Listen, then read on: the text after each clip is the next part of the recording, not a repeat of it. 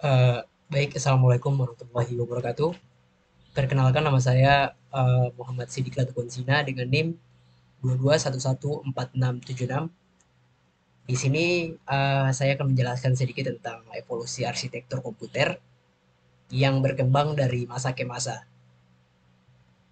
Oke, kita masuk ya ke materinya. Oke, untuk perkenalan sendiri, arsitektur komputer. Arsitektur komputer adalah konsep perencanaan dan struktur pengoperasian dasar dari suatu sistem komputer. Mungkin itu. Kita lanjut lagi.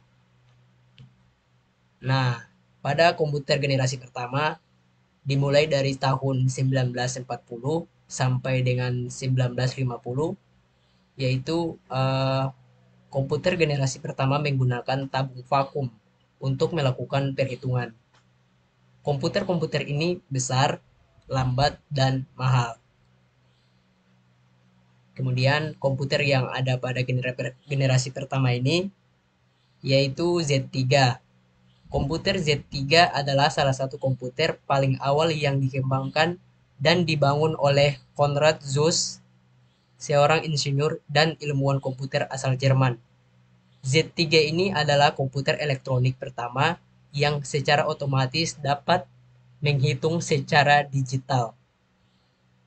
Kemudian ada komputer Colossus, yang dimana komputer Colossus ini adalah salah satu komputer yang pertama yang dikembangkan selama Perang Dunia II oleh Inggris pada tahun 1943 sebagai bagian dari proyek rahasia yang digunakan untuk memecahkan kode rahasia Jerman Nazi. Kemudian ada komputer Harvard IBM Mark I. Komputer yang diciptakan oleh Amerika Serikat ini merupakan sebuah kalkulator elektronik besar pada tahun 1940-an. Meskipun komputer ini lambat, ia dapat melakukan perhitungan aritmatika dasar dan persamaan yang lebih kompleks. Kemudian ada komputer UNISEC atau Electronic Numerical Integrator and Computer. Nah, komputer ini dibangun pada tahun 1945 sampai 1946 di University of Pennsylvania. Ini merupakan salah satu komputer pertama yang secara elektronik dapat melakukan perhitungan numerik. Komputer ini juga adalah proyek rahasia selama Perang Dunia II dan digunakan untuk perhitungan artileri. Kemudian ada komputer UNIVAC atau Universal Automatic Computer. Komputer ini adalah komputer yang dikembangkan oleh J. Presper Eschert dan John Moseley, yaitu komputer yang digunakan secara komersial pertama kali pada tahun 1951. Kemudian ada di kemudian pada generasi kedua yaitu pada tahun 1959 sampai dengan 1965.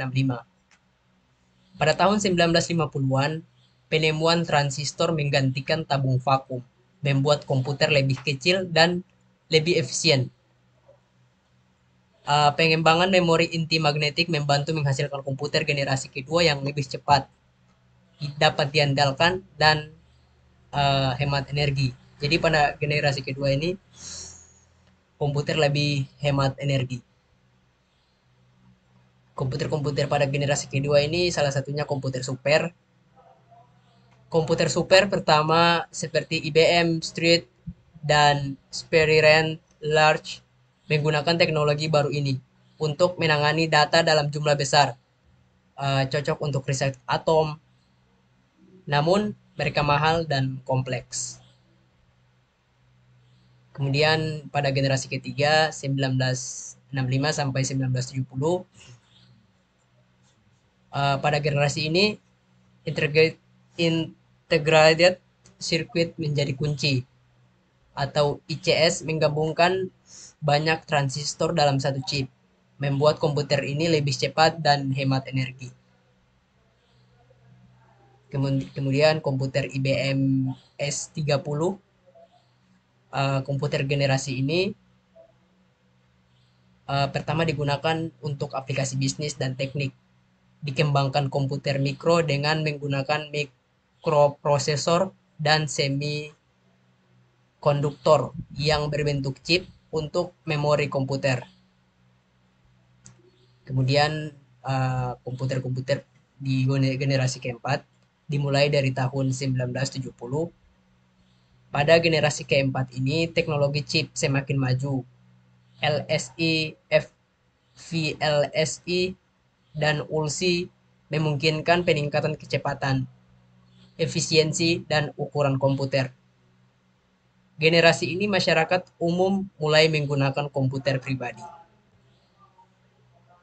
Kemudian komputer generasi kelima yaitu pada tahun 1984 sampai sekarang. Jadi pada komputer generasi sekarang itu komputer menggunakan berbagai arsitektur termasuk x86, ARM, dan PowerPC. Arsitektur ini juga digunakan dalam segala hal, mulai dari komputer desktop hingga ponsel pintar dan tablet. Oke, untuk kesimpulannya, uh, evolusi komputer telah mengalami perkembangan yang luar biasa sejak awal komputasi pada abad ke-20 hingga saat ini. Dari komputer besar dengan relay elektromagnetika hingga perangkat kecil dan kuat yang kita miliki saat ini. Perkembangan teknologi telah mengubah cara kita bekerja, berkomunikasi, dan hidup sehari-hari. Mungkin itu saja yang bisa saya sampaikan. Kurang dan lebihnya saya mohon maaf. Wassalamualaikum warahmatullahi wabarakatuh.